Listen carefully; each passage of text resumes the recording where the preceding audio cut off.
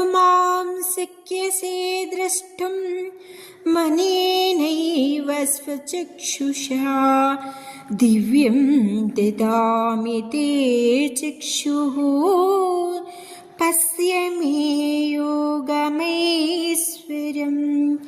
पश्य मे योगमैश्वरं. భగవంతుడు ఎలా కనిపించడం లేదనో ప్రశ్నకిచ్చిన సమాధానం చెప్పబడినది. ఈ చర్మచక్షులచే అతి సూక్ష్మమైన పరమాత్మను చూడజాలడు. సామాన్య నేత్రము చూడచాలదు. దైవానుభూతికి జ్ఞాననేత్రమును దివ్య దృష్టిని సంపాదించవలను. అయితే అది ఎట్లు లభ్యమగును?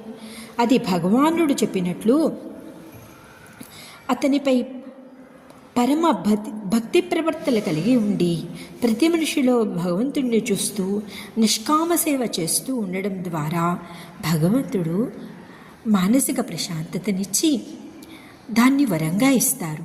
అప్పుడు ఏ కష్టమూ ఉండదు.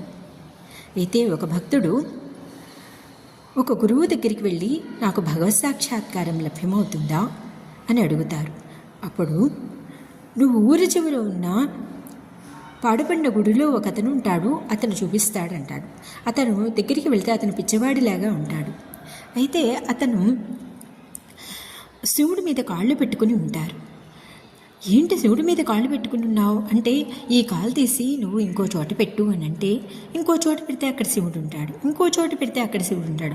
అంటే భగవంతుడు లేని ప్రదేశం అనేదే లేదు. అందుకని మనం జ్ఞాననేత్రంతో చూస్తే భగవత్ సాక్షాత్కారం లభ్యమవుతుంది. నిష్కామ సేవ చేయడం ద్వారా అది లభ్యమవుతుంది. భగవంతుడు వరంగా ఇస్తారు.